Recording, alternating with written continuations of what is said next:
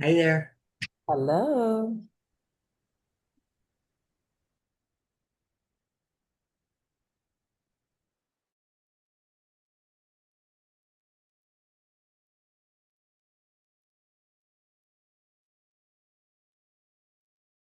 Hello, I'm here for Dr. White.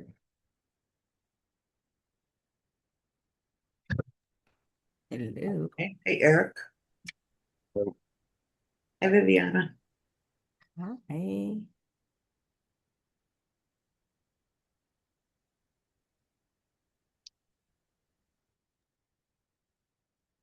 Hi, Miss Camacho.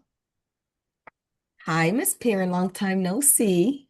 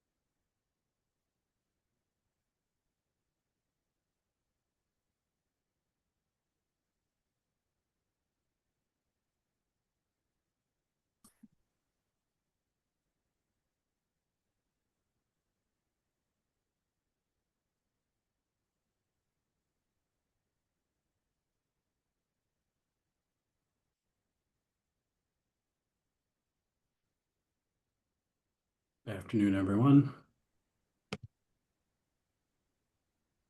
Good afternoon. Good afternoon. Good Let's see afternoon. if we have enough people to get started.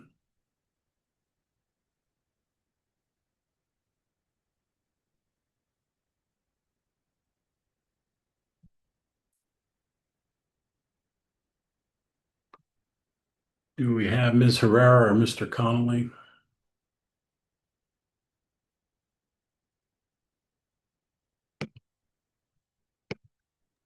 Yes, I see Mr. Connolly in the attendees list there. So it's 4:32. I think we can go ahead and get started. Call this meeting to order. Another fabulous edition of the Finance and Operations Committee meeting.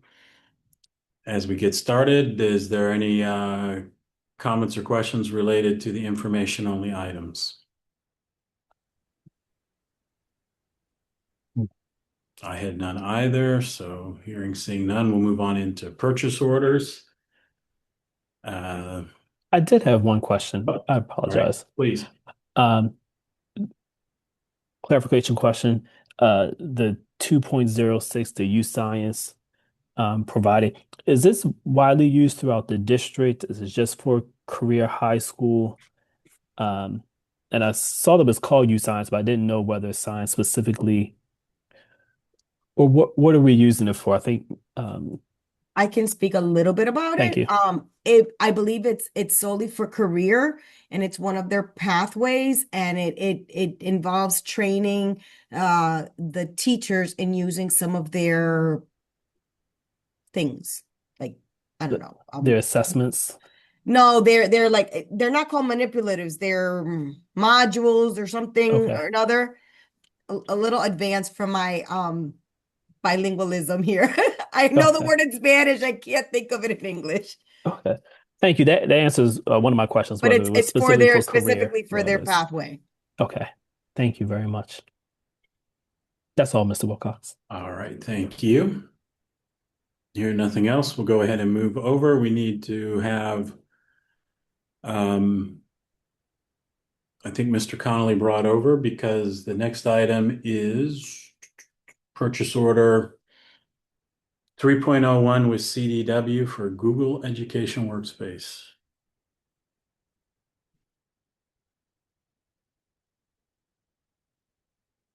Is somebody running the meeting? All right, It's loading. okay. He's joining.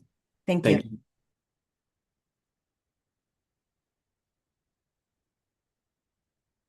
Okay, can you hear me now? Yes. Okay. All right. 3.01 Google for Education Workspace. That is essentially our entire Google environment. This is where the classrooms are, student emails, um, everything Google related is tied up in that one purchase order for the next year. All right, thank you. Comments or questions? I had none either. 3.02 purchase order with New Unity Hold Company, Windstream. Windstream, yes. Windstream is our voice over IP system. That's all of our internal extensions. Um, it covers the internal extensions, outgoing phone calls. Um, Basically, every place you can pick up a phone and actually talk to someone, that's running through Windstream. All right, thank you. Comments or questions? Dr. Yarbrough? Yes, just thank you for presenting this. Just a clarification. This is a state contract.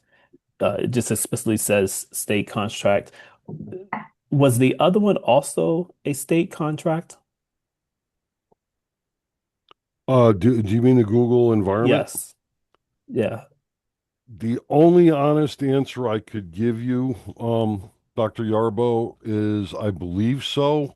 But it would essentially, if it's not state contract, it's got to be sole source. There's no place to get Google except from Google. Okay. All right. Thank you. It's You're listed welcome. under as the PEPPM contract. Yeah, that's what I'm trying to clarify. Okay.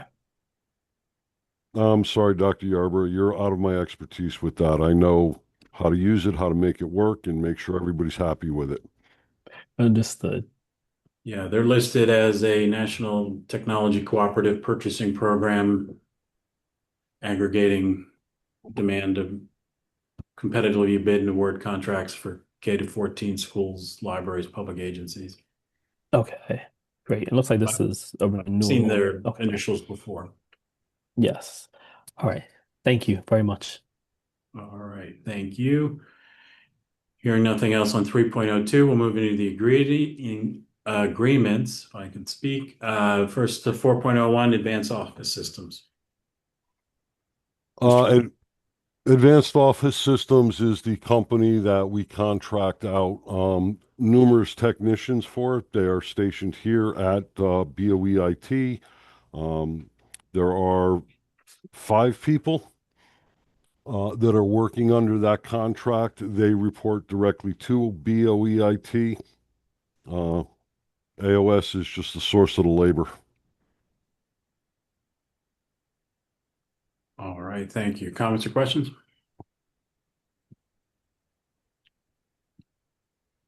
I'll just note on the paperwork itself, it's outlining that this is renewal option 3 or 4.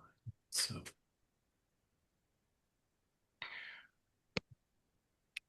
Okay, hearing nothing else on this, 4.02, year 3 of 5 agreement with Crown Castle International. Crown Castle provides, through an E-ray program, Crown Castle provides the fiber optics that connect our buildings. The dollar amount listed is the entire cost.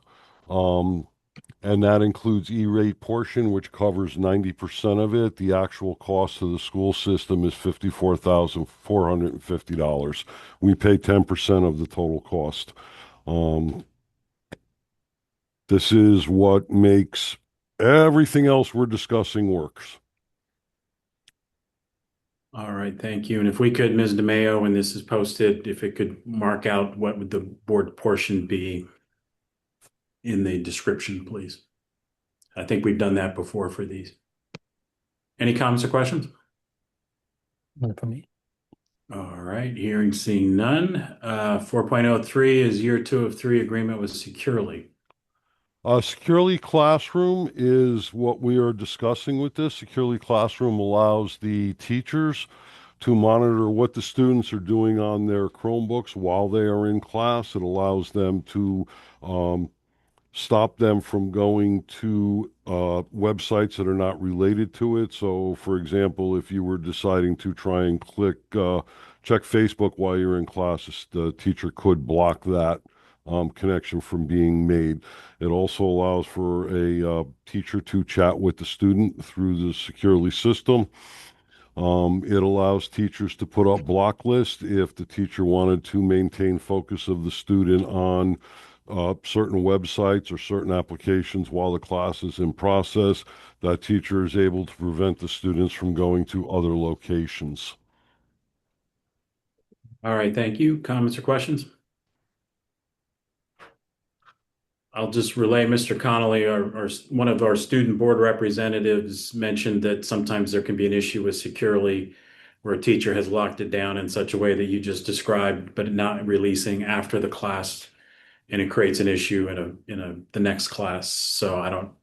There is a mechanism for that, Mr. Wilcox. I will take that back and try and track down as best I can.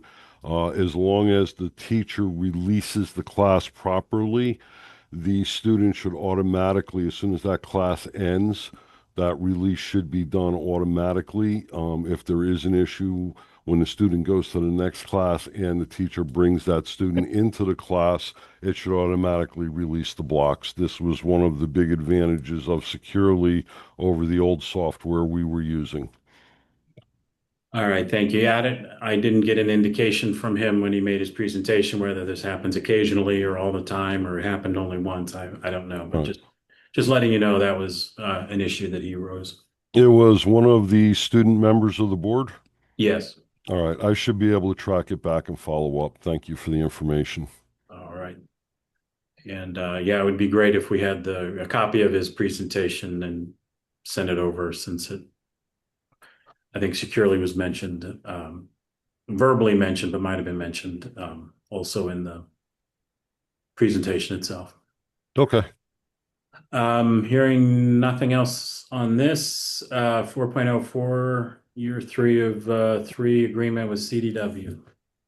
Yes, this is for our Sophos license. Sophos provides us a number of things. It is the virus defense that is installed on all of the computers. It can run on Windows and Microsoft. It also provides within that virus defense a certain amount of content filtering that we use. In addition, it is providing all of the scanning of our email system so that things coming and going are identified as spam, bulk, highly configurable. We have thwarted a number of phishing attacks through that system.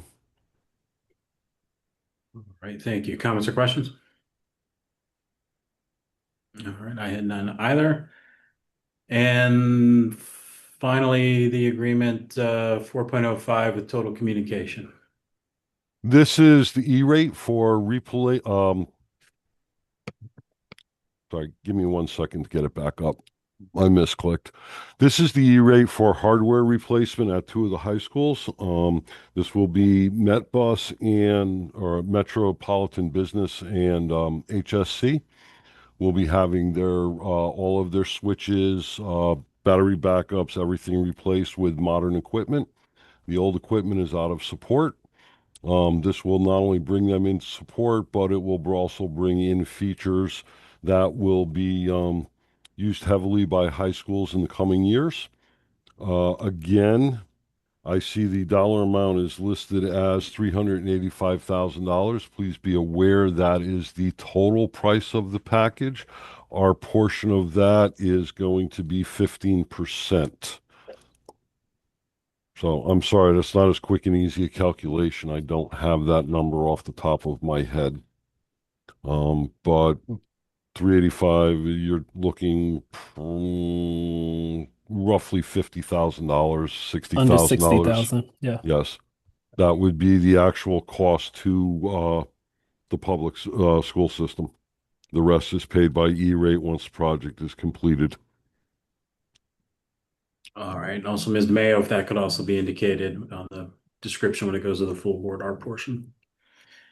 Any other comments or questions on this one? Dr. Yarborough. Yes, thank you. Just to clarify how the rebates work, is it that the district pays the full amount and then we're reimbursed after we're paid, or we just receive a bill for the full amount and then the reimbursements kick in and we just pay our portion? I'm just thinking about cash flow. How does that work? We are going to be required to cut a purchase order and pay the 15%. E-rate is going to pay the remainder directly to Total. It will not go through us.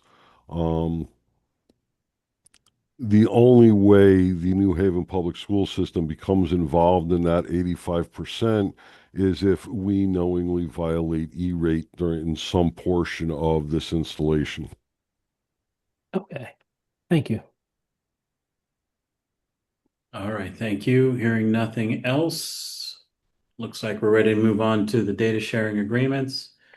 First one, 5.01 with boundless literacy, etc. Mr. Nguyen? Yes. Good evening. This is in regards to boundless literacy and Literacy How, as well as the Reed Charitable Foundation. We've had a long relationship with them at Bishop Woods in order to provide literacy. In addition, they are seeking data access to our dynamic indicators of basic early literacy from M-Class, as well as our SBA data for Bishop Woods, and the NWA map, HMH, module assessments, and the letter ID and the letter sound correspondence at Bishop Woods. Supervisor Novelli is here to explain more about the relationship. Yes, the Reed Charitable Foundation has partnered with both Boundless Literacy and Literacy How, and they have offered to train our teachers at Bishop Woods specifically to create a model school for literacy at Bishop Woods, which is a fantastic opportunity for both our teachers and our students. And this came out of a free professional learning opportunity from, I believe, 2 summers ago that we did with Boundless Literacy and Reed Charitable. And the principal of Bishop Woods, along with her literacy coach and her Read 180 teacher, attended this week-long professional learning. And we had about, I don't know, 24 teachers, or I should say staff, from across the district that attended. They were not paid to attend. We had teachers at various levels. Some were multilingual teachers. We had many literacy coaches. Flo was the one principal who attended. And it was really, everyone just giving of their time for the purpose of this fantastic professional learning in the science of reading and the Orton-Gillingham method specifically. So we're so appreciative for Boundless Literacy, Literacy How, and the Reed Charitable Foundation for them thinking of us in wanting to bring the model school approach to Bishop Woods. Reed Charitable has done this in other states, in other schools, and it involves training, fidelity to the science of reading, and support, and a true commitment to making sure that both our teachers are well trained at that particular school and our students are learning with the best possible fidelity to instruction when it comes to the science of reading and early literacy skills. Right, thank you. Are there comments or questions? Dr. Yarbrough. Yes, thank you. Thank you for presenting. I read on page 4, I think, of the PDF, down to number 11. It says that only de-identified data will be used by the contractors to evaluate program effectiveness. Does that mean they're only collecting de-identified data, or are the data they're collecting in terms of the SBA data for grade 3 and the other items that are mentioned on page 2 are identifiable data? Good question. Let's see. So this is our form, correct? This isn't the one that is from that. I believe this is the New Haven form. Well, it's a merge. It's a merge with their information with our information, and that's the part that they filled out, and Okay. they wrote down that it was de-identified. Okay. And I believe Okay. you would want that, correct? Yes. Right. Certainly my preference for our data. Okay. Yeah. Okay. Thank you. And just for future topic, since the forms are merged, if there's a way to indicate what's been changed or modified in the text, I think that would help the committee pick up quickly on what the Sure. differences are. Sure. Yeah. Thank you. Yep, Thank you for absolutely. bringing the program. Thanks. Question I have is on page 7. It talks about the information or data to be provided by the model school. It mentions the student identifier. Is that a masked identifier? Is that a student number? What's that identifier referring to? I believe it's just the one that the school that the program has decided their identifier is. So they wouldn't use our student ID number. It's just whatever they have listed there.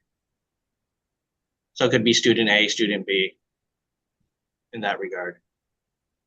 All right. But it does say that it's to be provided by the model school. I assume we would be the model school. It'd be Bishop Woods. Okay, so I'm just trying to determine, is that like identifier that comes from the software? Is that our student number? Is that?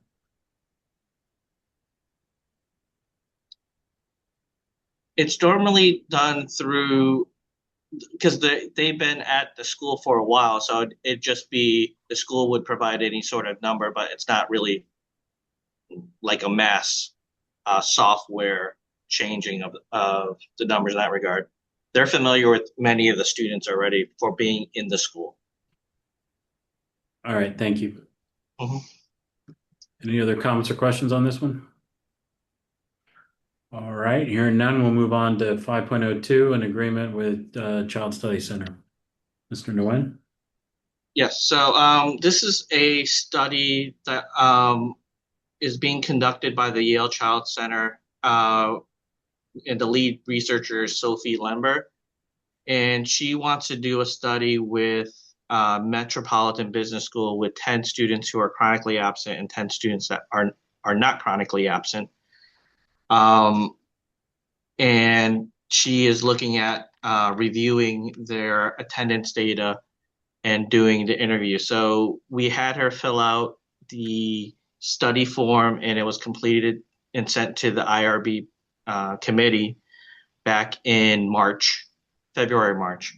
And they approved this, and we moved it to the second step of getting a MOU with the data or data sharing agreement completed for it to move on. And Assistant Superintendent Denegri is here to also discuss more about this study.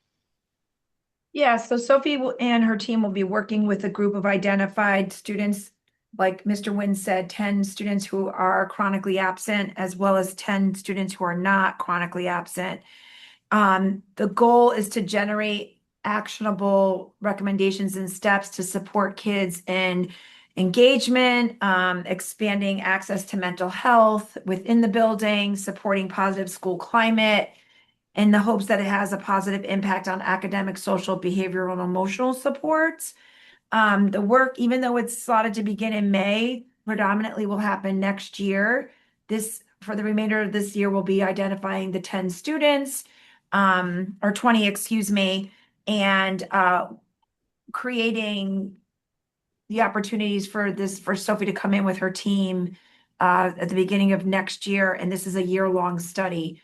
So I know Principal Rolante couldn't be here tonight, but she's very excited about the opportunity and the hopes of learning more, especially around students who suffer from chronic absenteeism and its connectedness to mental health concerns or challenges. All right, thank you. Comments or questions? Dr. Yarbrough? Thank you. Yes, thank you for presenting this. On the second page for condition 3, it says the information shared is de-identified school and district data related to chronic absenteeism. Is the student data de-identified, or what's your understanding of what we're sharing, please? Yes, so what I'm understanding is that it's more along the experiences of the child that are being shared, why they're chronically absent, what external or internal impacts. It's that type of study, so she can get a better understanding of why students are not coming to school versus those kids that are successfully attending that are not chronic, what's motivating them to come. Okay. And Thank you. in addition, I think she's looking at the overall building too. So she's not going to She have is. access to the whole entire building, but in comparison to Metro to the rest of the district, that's what she's more of the de-identified information. Okay. Thank you.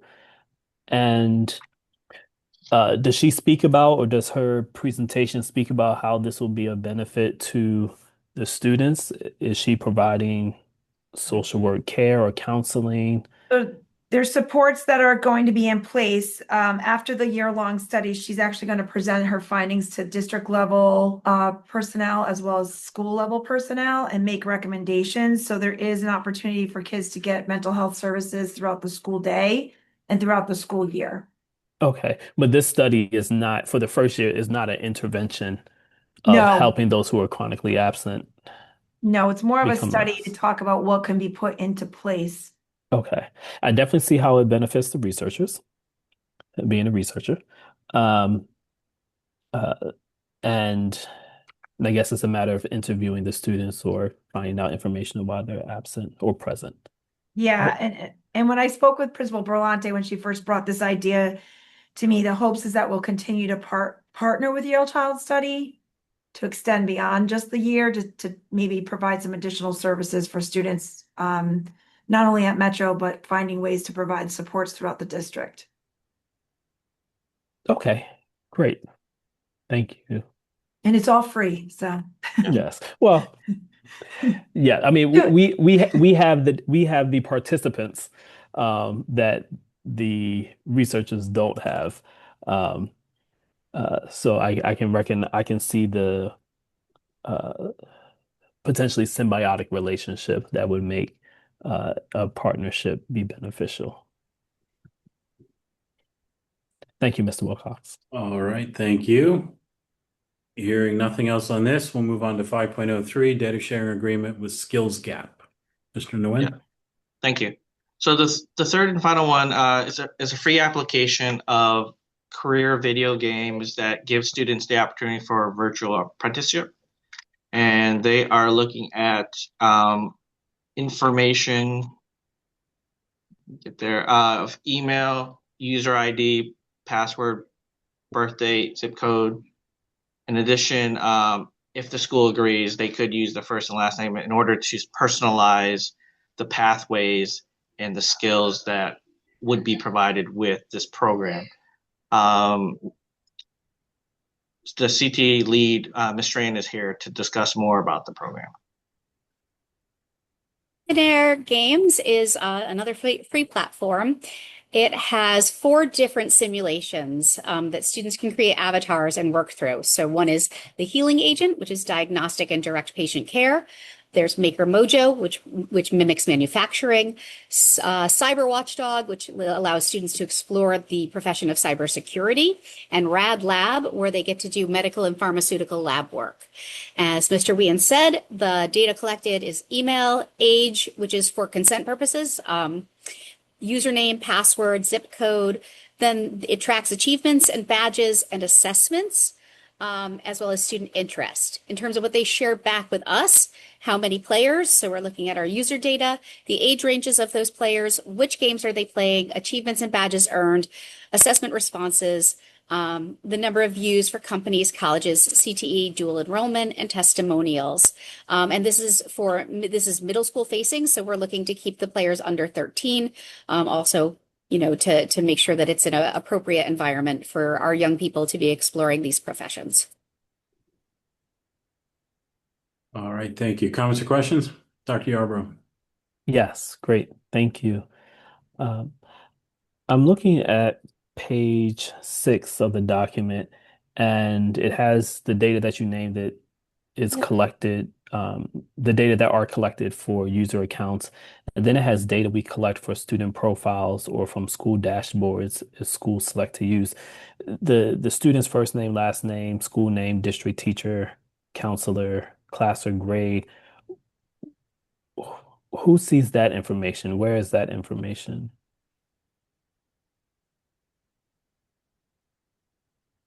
So I would imagine that the founder and CEO, Tino Zielinski, can see that. John, do you know? I believe it's the program in order for them to It's just personalize all that information for them. So that way they can identify who's who while they play. Okay, thank you. And it says students can opt out through emailing this company. Mhm. Now, are they opting out from sharing their information, or are they opting out for being able to participate in the software?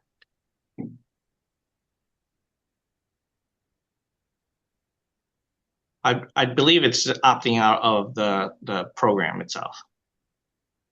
Okay. Um, just what I'm thinking off the top of my head as we talk, One is since they're since they are functioning as avatars, there seems to be no real need for personally identifiable information. And since the account works by email address, they could probably use any email address. It doesn't have to be attached to their name. Given that they're middle school students and not high school students, um, meaning we may even more need to be choiceful for them.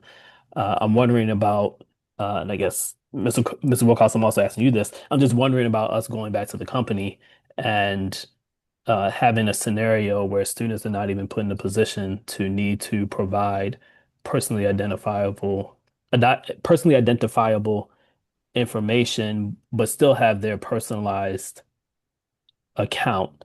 Um, because I think part of the purpose that you mentioned is connect them to, it's a virtual experience of working in different career fields. Um, and are they then connected with local No, employers? Because it says our no. career. Okay. No, this is just, these are games just to Okay. explore and help them Yeah. choose their pathways so they know, do I want to go to Hillhouse or Cross because I love manufacturing? Do I want to go to career because I'm really loving the healthcare pathway? Okay. Right. So, we're really looking for different and creative ways to open up those dialogues, especially as New Haven moves to having stronger, more robust, and more varied pathway options for our students that they need to make some critical choices about before ninth grade. Yeah, okay. And in terms of the information that either the district gets on the back end or that the student gets, is it a recommendation then, or is it something that's given to the guidance counselor to say, hey, this student may really like going to sound, etc. The Skillionaire Games wouldn't do that. She's in too many districts and wouldn't be super familiar with our Hmm. individual schools. But the students will know their badges and their awards. And Got it. right, and the intention is for school counselors to be sitting with them and saying, "Wow, you're spending so much time in Maker Mojo. Have you looked at Cross and Hill House? What did you think about that tour we went on last week?" So they can engage in those dialogues, and the students have something more substantive to draw from than just their impressions as 13-year-olds, which, they're wise and brilliant, but there's a limitation to what they know at that age. Yes, okay. Yeah. Um, yeah, I support the exploration. I can see how it can be beneficial. Um, my recommendation for us is that they create an alias to sign up and keep that personal information to themselves. No need to give it to the founder of this platform. Because it doesn't seem like it is Yep. mission critical in terms of the function of the I software. I'll reach out to her and I'll Okay. see what she thinks about that. Okay. Yeah, It makes sense to me too. yeah. John, what do you think? Yeah, in addition, I mean, it does say that the parents will receive an email from the Skillionaire Games and, the age is required and they will have to approve for the student. And then that final part is that it's if the school selected to use it. So, I mean, if they select to want to provide that data, then they would have to. They don't So, have to. so John, then it looks like we can just make that as a requirement for being in New Haven Public Schools and using this, that our schools are to ensure students use an alias. Can we do that? Well, the hard part is our emails, I would believe, would be attached to the Google accounts. And usually those are with the student ID numbers. Right. Okay. I think it's worth exploring because I imagine these are going to keep coming up because there are opportunities for our students to explore. And I think in every scenario, we should uh, not share what we don't have to share. And I'm almost positive that this software creator can accommodate that. Not that it won't be extra work, but they're software creators.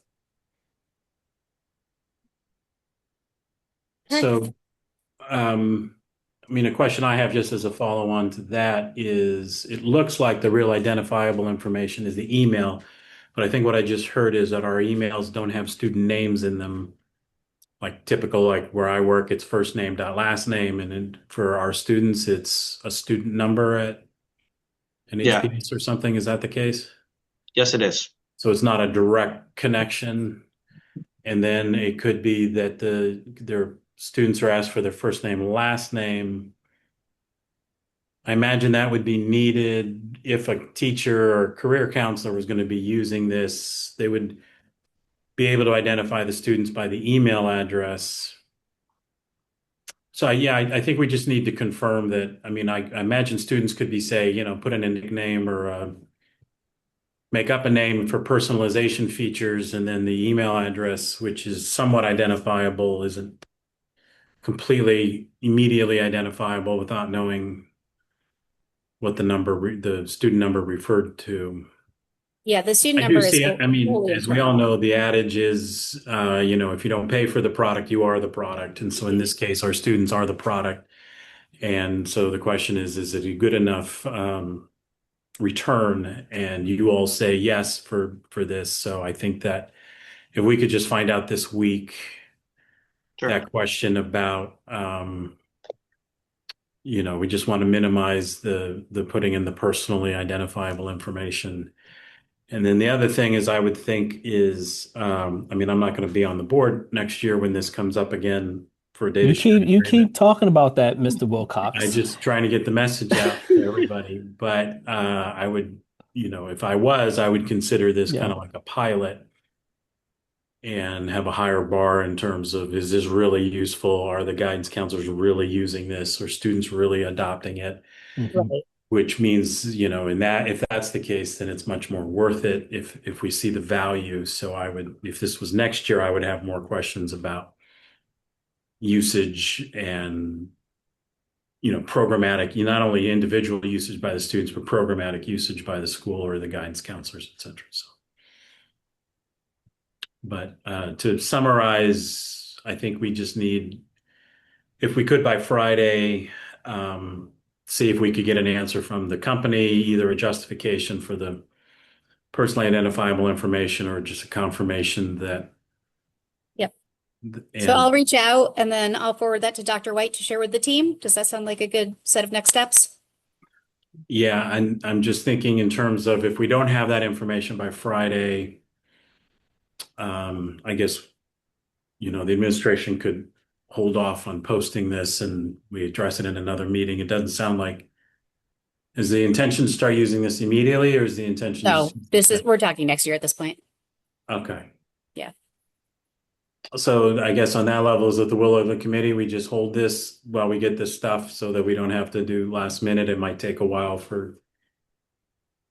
That's fine on She'll my be- end. She'll answer quickly. Whether or not that can then be rolled out quickly, we'll see. Okay. But she's always gotten back to me within 12 to 24 hours. Okay. Would it cause any problems if we didn't move this on today and we just had it come up at our next meeting? No, not for us. Okay. Mr. Nguyen, is that fine? Yeah, that's fine. That's fine with me. All right. And then hearing that, then I think just we have time for that to happen and we don't have to think about this last minute. When I make the motion, I won't include this one, but we know that you all are wanting to do this and I'm sure we'll see it on our next meeting. Is that okay? Thank you. Are there any other comments or questions on this item? Okay. Thank you very much. We'll move on to amendments. There is an amendment to the agreement with Save More Cooling and Heating. Who do we have here? Ms. Hopkins? Hello. Hello. Hi. So, we'll start with change order number 1.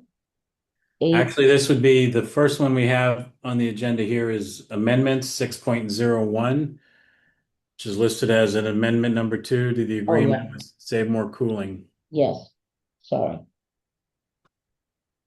So we're requesting an amendment to the agreement for Save More Cooling and Heating. And it's to do the HVAC replacements at Edgewood and Lincoln Bassett. What we need to do is extend the end date from June 30th of 2026 to June 30th of 2027 with no change in funding, the amount of $2,061,000. All right, thank you. Comments or questions? Yes, two questions, please. Thank you for presenting this. The first question is, in the description, it says the extension approved by DAS. So my first question is, what does DAS stand for? And my second question um, is the desires, is the plan still to get this done as soon as possible, or we're thinking there's a further delay for when the work will be done? The plan is to complete the work as soon as possible, but obviously there are some constraints that we're dealing with in regards to getting it done. We have to receive the money. And then there'll be the actual, once we receive the money and we pay for it, we'll be able to actually get the products and the materials to be able to start the actual job. So Okay. that's the delay. So that's the administrative delay is receiving the funds in Correct. district. Okay, thank you. And DAS stands for, please? EAS stands for the Department of Administrative Services. Yes. Okay. Thank you. Thank you, Dr. Negron, too. All right. Thank you, Mr. Wilcox. All right, and that's my question. That's a state agency, is that correct? That's Okay. correct. All right, thank you. You answered my questions. If we could also maybe just spell that out on the document for Oh, really okay. for me, also for the board, the public. The public may know. Right, that makes sense. But I didn't know. Thank you. Yeah, I think that's important also because it also characterizes the administrative delay as not our administrative delay. It's a state agency which is managing a large program with probably a lot of moving parts. Correct. All right. Anything else on this item? Hearing none, we'll move into contracts. 7.01, award a contract with Tucker Mechanical. Ms. Hopkins? Okay, this award is to provide on-call cooling equipment and maintenance repairs from July 1st, 2026 to June 30th, 2027 in the amount not to exceed $450,000. All right, thank you. Comments or questions? All right, I had none either. We'll move into change orders. 8.01 is a change order with Encore Holdings. Yes, we're requesting a change order for Encore Holdings in the amount of $30,000, which is an increase of 20% from the original amount of $150,000. We want to do this not to exceed $180,000, and it's to be able to do work in regards to emergency responses for alarm failures, control panel maintenance and repairs, notification system repairs, and initiating devices, device replacements for our heating and ductwork, so that we're able to detect fire safety issues. All right, thank you. Comments or questions? Dr. Yarbrough? Yes, thank you. Have we expended the amount previously agreed upon? Yes, we have. Okay, thank you. All right, thank you. Any other comments on this? Hearing, seeing none. So there's a few more of these, and for each of these, just as you're making your comments, Ms. Hopkins, I just request that you, because the paperwork was a little brief, just kind of mentions the reason for the extending of the date and then also the implications for the work getting done. Okay. So 8.02 is change order with Rutolo Mechanical. Yes. The first change order for Rotolo Mechanical is to increase the new balance to be able to provide the tank and sand filters for Conti's pool project. And the reason why we're doing that is because, I'm sorry, the reason why we're asking for this is obviously so that we can open the pool up. The pool has been out of service. It's not currently used. It will be out of commission until we're able to get this work completed. It was approved on 4/27/2026, and it's currently moving through the RFC process. Once the contract and the PO are issued, the equipment estimated delivery time is between 8 to 10 weeks. So if we're able to get this purchase order approved by July 1st, we'll be able to get the pool up and running by September 30th of 2026. They can't begin to do any of the work until we actually receive the purchase order, and then we'll be able to order the materials to be able to make the repairs. Comments or questions? Dr. Yarbrough? Yes. So this is a date change, I think.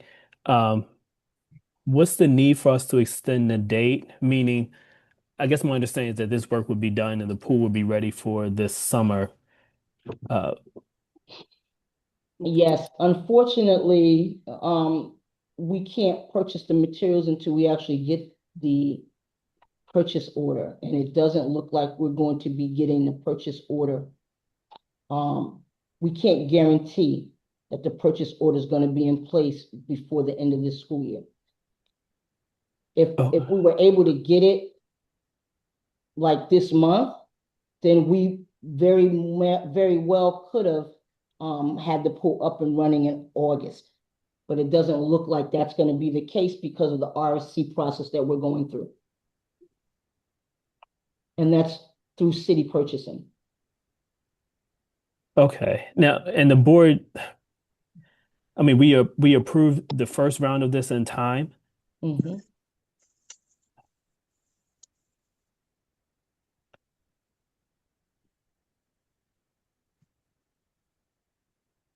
So it was just approved April 27th. Okay. What is stopping the purchase order? Like what is stopping from us not having a third change order to extend the date? Like what's actually going to like do we know what the holdup is or what the delay is? What's going to actually help us to get this done so our students can swim? So basically it's not even a matter of it being a delay, but when you're going through the RSC process, there are multiple people that have to sign off on it on the city side and then the Board of Ed side, right? So that's basically where we're at right now. So if it gets pushed through, which we'll try to advocate to make sure it gets pushed through, it could be earlier. But as it stands right now, this is a safe date to ensure that it'll get done on time. Okay, thank you. Mr. Wilcox. Yes, please, Ms. Downer. So this pool, so basically August, it might still be too late for this pool to be used. I think the camps start in July. Some of the camps start early and they end early. So, all right. Okay. I just wanted to know if also, is there a date that it has to, it's in the process of the city right now? Yes, it is. They received it. Okay. All right. All right. Okay. No problem. Thank you. You're welcome. All right, thank you. And yeah, I'm just going to reiterate what other people are saying too, is that the priority, especially as we're coming into summer, is to have the pools open, and we're so close with this one. Mm-hmm. I'm hoping that the advocacy of the superintendent and Dr. White to facilitate whatever process is holding this up. I understand the prudence of extending the date though, so thank you for that. But I'm hoping it can be expedited so that it can match up with what I know that Dr. White has mentioned as a goal of getting the pools back online as quickly as possible. Yes. Anything else on this one? All right, 8.03 is change order with Air Temp Mechanical. Okay, this first change order is for Air Temp Mechanical for the cooling tower replacement at Celentano School to extend the end date from June 30th, 2026 to June 30th of 2027 with no change in funding, the amount of $373,862. Hold on for a minute here.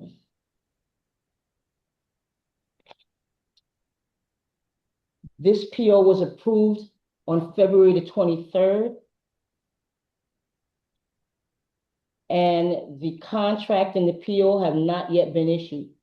The equipment has an estimated 16-week lead time for delivery from the date of order. The problem as it stands right now is the current old equipment is less reliable. The repairs may be needed. There may be more repairs needed, and building cooling could be compromised with any downtime. So this is really important that we push this through to make sure that this replacement takes place. Is it a similar issue with the pool that it's in the purchasing process and just needs to get through that? No, not the RSC. The RSC process is a little more tedious. This is a PO. It's not the same process. So this shouldn't be an issue, but it's a 16-week lead time. So that's what people have to keep in mind. It takes that long to get all the parts. And unfortunately, you have to get the PO to purchase the parts before they can order them. So that's where we're at with this one. Okay, so Dr. Yarbrough? Yes. So you might have said this, but has the PO been purchased and now we're just waiting for the parts to arrive, or the PO has not even? No, we don't have the PO yet. Okay. It has not been issued. Okay. And Ms. DeMayo and I guess Attorney Barrera, just in terms of signing things, if I'm a delay on any of these, please let me know, because I don't want to be the holdup. We wouldn't let that happen. Okay. Yeah, we would text you, Dr. Eber. It's You can not, say it's knock not on my you. door. It's not Okay. you. Yeah. Okay. Thank you very much. Question I have, so Salentano, the heating cooling is, the cooling, I guess, is currently working. It's just a danger. It's end of life, and it's a danger that it could have issues. Yes, we're actually experiencing that right now at Salentano. I have Tucker Mechanical basically on speed dial to address the challenges at Salentano. So we're trying to do everything we can to make sure that the current situation is just manageable. But we really need to replace this cooling tower. And my final question is does anyone know, is Salentano planned for use from summer programs this year? No. No, it's not, or no, we don't know? No, it's not. Okay. Dr. Yarbrough? Yes. Just to that point, Mr. Wilcox, I think the board should keep track, and we should help the city keep track if it becomes important, of additional costs that we incur when the board has approved certain investments. And let's say for this heating and cooling system to be replaced, and then it's delayed, and then we have to do a Band-Aid fixture for a period of time. Like we're incurring additional costs that we would not otherwise need to incur, or the on-call services that happen. So I don't know that it's happening in an excessive amount, or that it's even happening in this case. But I know we're paying attention to our budget. And so if it does become an issue where we're incurring additional costs because of delays in being issued a purchase order, perhaps there can be an additional mechanism put in place to expedite some of the large repairs. Thank you. All right, hearing nothing else on this. 8.04 is a change order, also with air temp at John C. Daniels. Correct.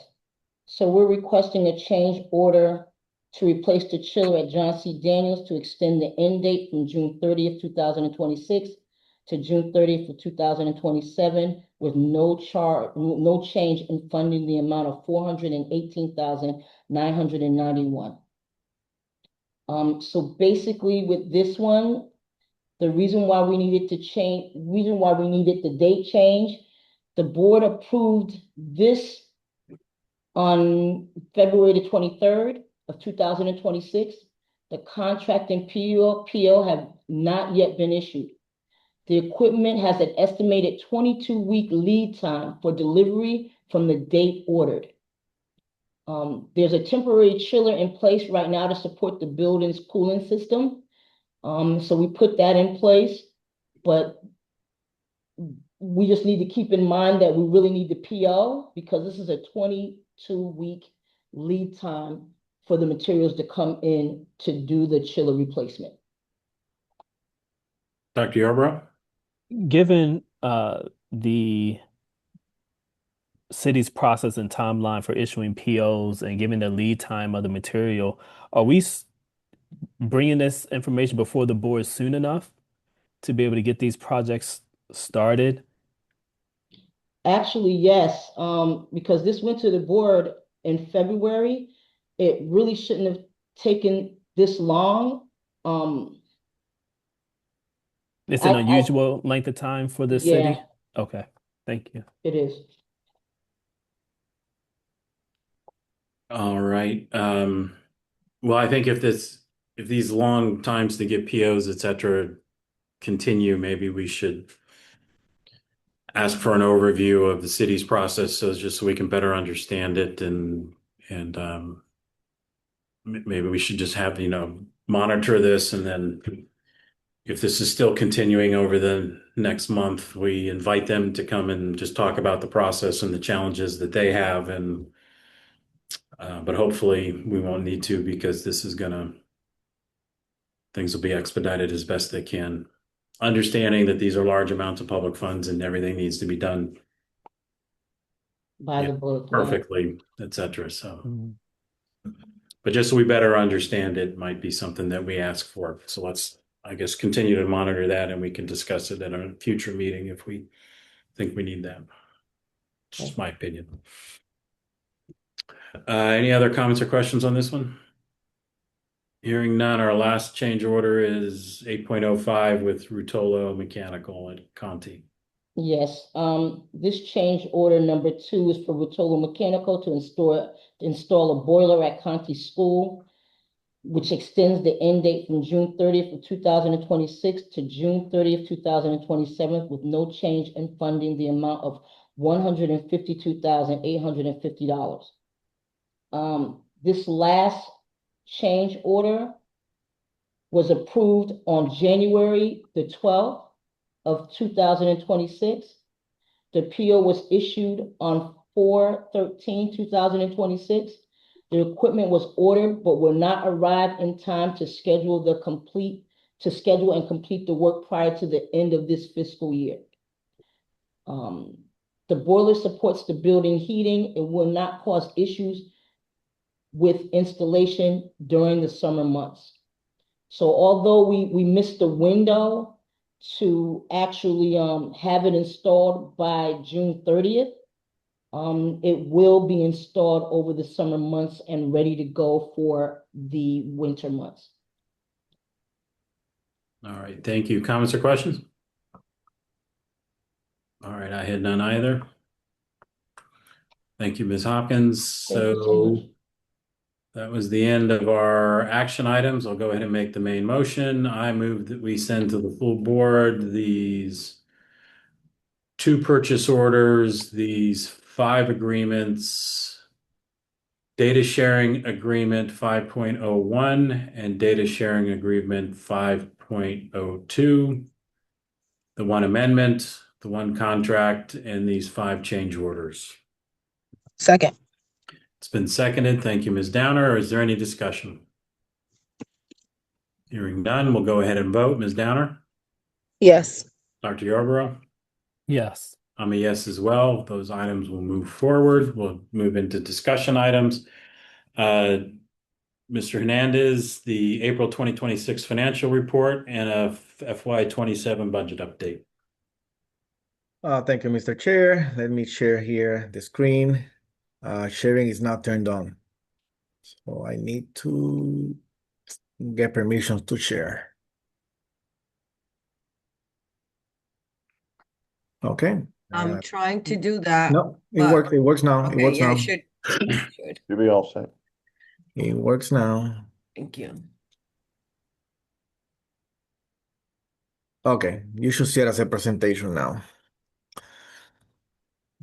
Um, well, we're gonna start with the general fund. We have here through April 30th of 2026. So this is now the first month of the school year that now on the bottom right corner you see a negative number as available. So we have already kind of crossed that red line of having any funds available based on the budget into the deficit side of the financials.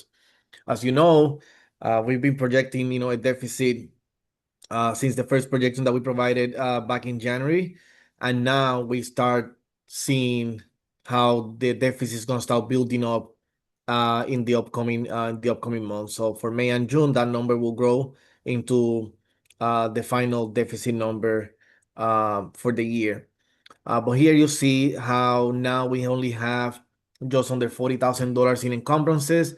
We've been working really hard to try to clear I'm sorry, 40,000, 40 million, under $40 million of encumbrances. We've been working really hard to clear those encumbrances, or whether it's to cancel them or whether it's to process them. So the team is hard at work trying to go one by one, figuring out which of those will actually materialize into an actual expense versus the ones that they will be closing out and canceling. So they are working really hard in identifying one versus the other, contacting the originator of those POs to get that done. But here is basically where we are, where we spend so far 81% of our budget. And that's kind of like through April, that's very reasonable, with the exception that the expenses are very overloaded on one side of the line items, and then under on the other. As you can see, on the salaries and benefits, it's under by almost 70 million, but then it's over by 17 million on the total supplies and services. So one kind of offsets the other, but as the for the next 2 months, those numbers will continue to grow, and then it will just grow the deficit. Here on the next 3 slides, as always, I present the detail level of those particular categories. So here you can see the line item by line item within each of those categories. And you will, you could have stop me if you have any particular questions about any particular line item. After that, then we have the special funds. On the special funds, we have already spent and encumbered almost 62% in both funds available. On the next one, which is very important for us to always keep an eye on column G, as we get better numbers and more information from our different funders, whether it's the state or the federal government, we solidified the funding for this year, and then we can kind of tell how much funding we lost compared to the year before. As you see on column G, this year we have $31 million less than last year in special funds. Since the beginning of the year, we knew that it was going to be a number similar to this one. So this has kind of panned out the way that we thought. But other than that, the special funds have been spent according to to plan. As always, the month of May and June is when a bigger chunk of the special funds are spent. So seeing that we've only spent 62% of the special funds is nothing to be alarmed by, as May and June, it's when bigger chunks of those funds are allocated into expenses. So that's kind of like a brief overview of the funds. It's nothing much different than any other month, except that the numbers obviously are growing. The deficit now is starting to pick up. And if you have any questions, then I'm open for it before I talked about the budget for next year. All right, thank you. Comments or questions? I have none either. Thank you. All right. So let me stop sharing, and then let's talk about the budget for next year. So let me take you to this little story, just so that way you can see the order of how things pan out. So that way it's clear for the public, not only for this committee, but also for the public. Just earlier last week, we heard what the funding level from the state was going to be for next year for education. We were all very attentive to that conversation of the $190 million, whether it's 170, 190. We were very attentive to some of the other amounts that were going to come to BOE through the city. And once we heard about what the specific allocation was, then the mayor responded with announcing that he was going to fill up the rest of the gap on his proposal with the new funding that the city has received. So let me be very clear about where this funding is coming from. And I only do this because in a recent news article, it wasn't clear enough for the community to understand where this funding is coming from. A recent news article states that the city, that the mayor proposed $13.9 million in additional funding for BOE, in addition to the $5 million that he had already proposed on his original budget proposal. The two combined adds up to $18.9 million, which is exactly what we were asking during our budget, conversations in order to fill the gap to the $232 million, request. So the mayor did his due diligence to make sure that he got us to the $18.9 million. Now, I want to be clear about where the funding is coming from.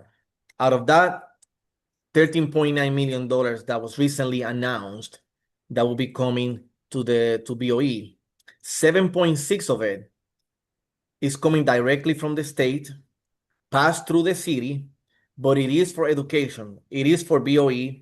There's no other usage for that funding. That funding is restricted for BOE. So this $7.6 million is not money that the city is allocating from their general funds. This is part of that supplemental ECS supplemental one-time funding. So New Haven was allotted $7.6 million. That money was going to come through us regardless. If 7.6 was coming to us, in order to get to the 13.9 that the mayor announced, that means that there was going to be another $6.3 million that was going to be allocated. That $6.3 million, the mayor proposed for it to come from the municipal aid that the city of New Haven is receiving. That combined then gave us the amount of funding that we were missing to fill the gap of our deficit for next year. In a recent meeting by the Finance Committee of the Alders, they determined that instead of passing through the 7.6 in an additional 6.3 to get to the 13.9 that the mayor announced, what they decided to do was to let's give them the 7.6 that already belongs to them, that they have no choice on that. Let's give them that 7.6. Let's add another $300,000 to it to make it 7.9. And that's what they are giving BOE. The other $6 million, what the Finance Committee is proposing now to the rest of the board is let's keep that $6 million on a fund balance sheet account. Instead of allocating this to the budget for BOE, let's put it on a balance sheet account. And let's have BOE come back to us and ask us for this funding when and if they need the funding. So that sounds very similar. And again, we're going by by what we read of the article. We have not received official communication from anyone at the city with the specific details of this proposal. What this sounds like sounds exactly as the same funding gap measure that they've done in the past 2 years of having some money in the balance sheet, and then at the end of the year, we have to go back to the Alders and request for that funding to be released in order to fill the gap of our deficit. So that's what they've decided, and that's what they are proposing now to the rest of the board of Alders. So the day that they deliberate for the budget, that will be the proposal that the Finance Committee has endorsed. So the question to us is, for the rest of the budget development process that we have now, just about 2 or 3 more weeks to go before they decide on their budget. The question to us now is, if they determine that they are going to keep the $6 million as a balance sheet on the balance sheet and not give it to us in the manner that I understand the mayor have proposed, it will force BOE to propose a budget to this board that's minus $6 million. So instead of proposing a $232 million, it will be somewhere along the lines of $226 million, which means that we will have to also show $6 million worth of cuts in order to provide you with a balanced budget. Even if that $6 million is being promised as something that they will keep on their end, it will not be on our system. In our Muni system, in our accounting system, it will not be loaded there. Therefore, we cannot produce a budget that is not compatible with the budget that we have in the system, and we will not be able to present that to you. So we'll have to present to you a budget minus $6 million. That obviously, brings a dilemma because we have to provide a balanced budget, and then we will have to enter into this space of how do we mitigate $6 million out of a budget that we cannot cut any more services or staffing or anything for that matter. We have already done all that work in the past couple of years. So that's where we are. We are now in a little bit of standby mode, waiting to see what they determine. But the other side of the coin is that although we are waiting for their determination, the superintendent and I have already engaged with several stakeholders, and we will continue to do so throughout the week to not only get more clarification and understanding of the mechanism that they are using for this funding, but also to evaluate and explore if there are any other mechanisms or any other ways for this funding to be allocated to BOE, and without having to force us to provide a budget that's minus $6 million from what we requested to keep status quo. So that's the dilemma. And the next few days, superintendent and I, with some other folks that we've been reaching out, are engaging with stakeholders to have those conversations and hopefully come to an understanding that provides our children what they deserve and what they need. Are there any questions regarding this $6 million kind of mess? Yes, comments or questions? Dr. Yarbrough? Yes, thank you for presenting this. No questions, but thank you very much for presenting where we are and what the financial situation looks like it may be, depending on how the alders vote. I have a question. Please, Ms. Downer. The 6.3 million, is that something that the Board of Ed will have to reimburse the city back for that part of the municipal aid? No. If it's allocated, whether it's allocated the way that the mayor intended or whether it's allocated through the fund balance sheet as the others are proposing, that will be money that's one-time funding for BOE, and it will not have to be reimbursed back. And that will be in writing? Yes, I mean it will be through a budget resolution by the alders, so it will be approved by them, and that resolution in itself is the one that will label the funding as for educational purposes, and it will be then funneled to our system. Okay. All right. Thank you. All right, thank you. Yes, thanks for the update, and hopefully these conversations will include, I mean, it sounds like part of this is an accounting issue. I'm not an accountant, but I understand from years of this that the Munis system and some other things do create some issues as well as some benefits. So hopefully these conversations could also just be, if this is the way it's going to be, is there a way so that money can be budgeted, maybe considered as a special fund, and that there could be some budget created for those funds so that so that we could treat it maybe like special funds, like grant funds and things like that, which are accounted for separately from the general fund. But we could also then attribute some costs to it so they could see what the monies would be going for, and with an understanding that if something was going to change on that, we'd be able to make the cuts needed to try to balance things. So hopefully that the conversations will be around also just, is there a way to account for this so that it could be added to our budget so that we can. It would be a shame if we have to. I mean, as we've had many conversations about this, there's really not a lot of places to cut. A $6 million cut would necessitate a variety of extreme measures to try to fit within that. And so rather than having it appear that we're going to have these extreme measures when, I mean, I'm relatively confident if the alders pass their funding bill that this is the way it's going to be, then the money will eventually be available. It's just an accounting issue. I'm hoping that we could find some way to account for it so that charges could be applied to it, et cetera. So, Dr. Negron? Thank you, Mr. Wilcox.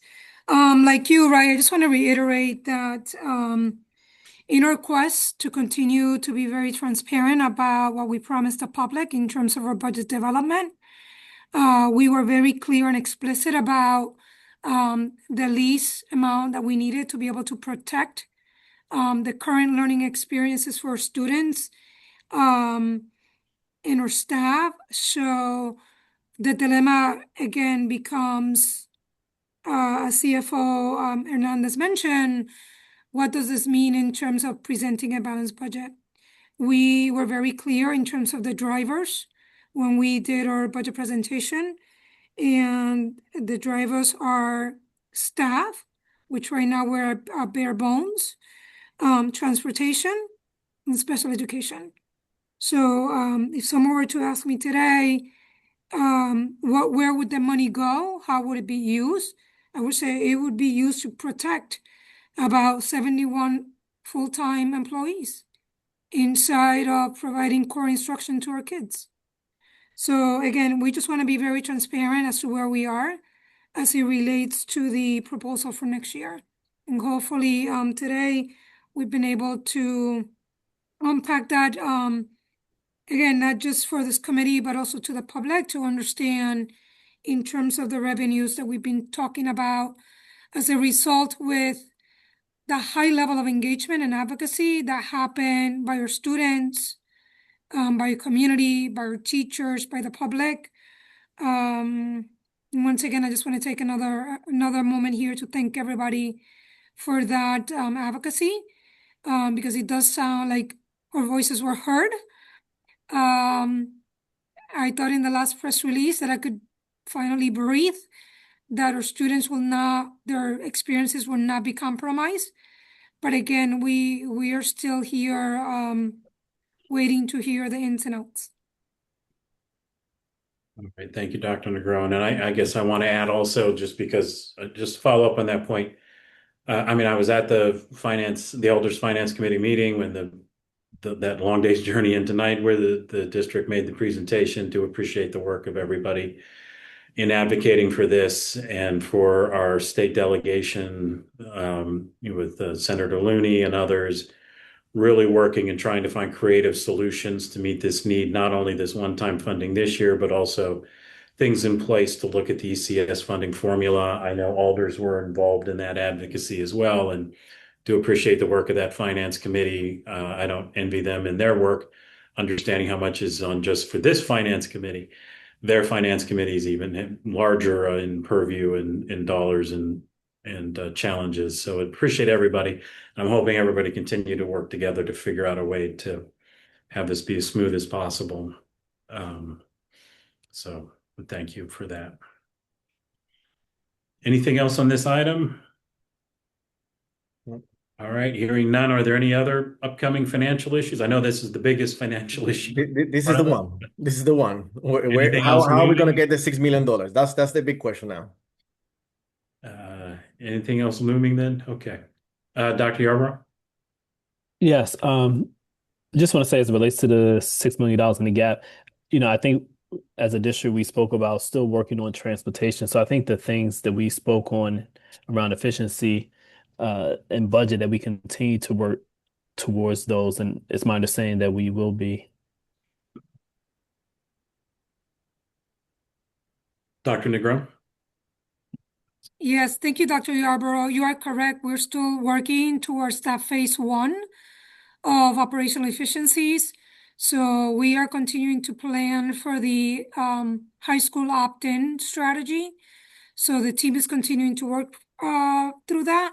My goal is that I would be able to continue to bring you information and updates as we progress through it. Again, as we presented that presentation a few weeks ago, just reminding the public, that was a strategy that we were anticipating could save about anywhere from $600,000 to $640,000 at first glance, right? But we're still working because that was all dependent on the current students that we're transporting now at the high school level. Great. Thank you.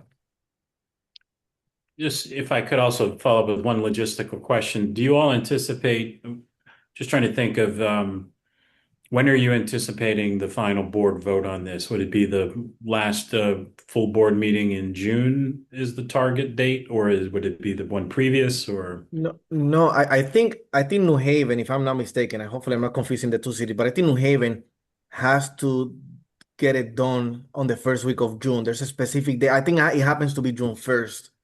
I think their charter says that it has to be done by the first Monday of June, I believe.